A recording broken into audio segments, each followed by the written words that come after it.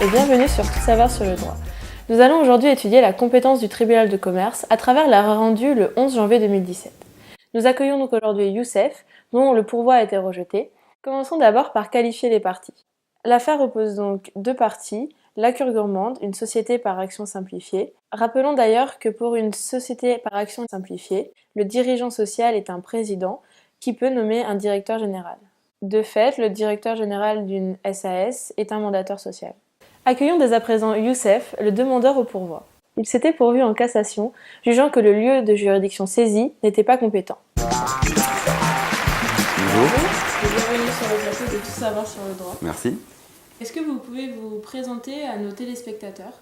Bonjour à tous, je m'appelle Youssef, j'ai pendant longtemps travaillé dans la société La Cure Gourmande, dans un premier temps en tant que gérant puis en tant que directeur général. J'avais donc à ce titre les mêmes pouvoirs que le président et donc était mandataire social de la société La Cure Gourmande. Rappelons désormais rapidement les faits. Dans cette affaire, c'est donc La Cure Gourmande qui vous assigne, Youssef, devant le tribunal de commerce de Montpellier, en restitution sous astreinte des biens qu'elle avait mis à votre disposition. J'ai donc formé un contredit au profit du tribunal de commerce de Narbonne ou du conseil des prud'hommes de Narbonne. Et pourquoi Narbonne et donc pas Montpellier ? Narbonne, bien parce que c'était le lieu réel de mes prestations de service. Revenons donc rapidement sur la procédure. Donc, suite à la révocation du mandat social qui vous unissait à la Cure Gourmande, la Cure Gourmande, donc votre société, veut récupérer les biens mis à votre disposition. Donc, la Cour d'appel rend une décision avec laquelle vous n'êtes pas d'accord. De cette façon, vous pourvoyez en cassation et vous formez un contredit, car selon nous, c'est le tribunal de commerce de Narbonne ou bien le conseil des prud'hommes de Narbonne qui aurait dû être saisi, car il s'agit du lieu réel de vos prestations. Donc, Youssef, vous avez donc un dirigeant social. Donc, dans cette émission, nous allons tenter de déterminer quelle juridiction est compétente lorsqu'un dirigeant s'oppose à sa société.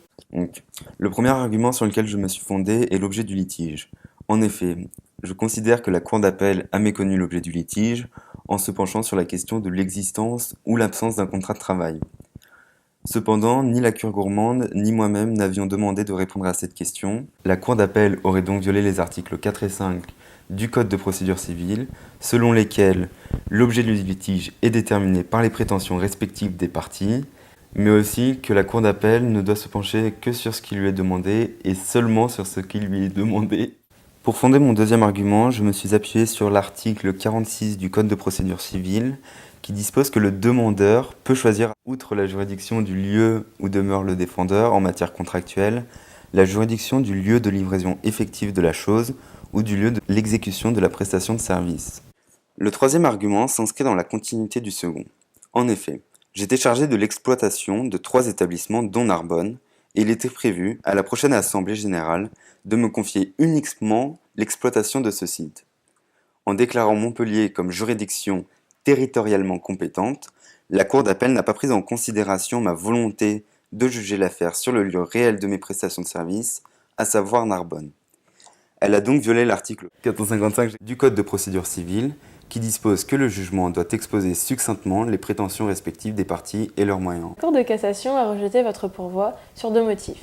Le premier, c'est que vous étiez directeur général et non pas directeur de filiale. De ce fait, il était logique que votre affaire soit jugée dans le lieu du siège social de votre compagnie, c'est-à-dire Montpellier.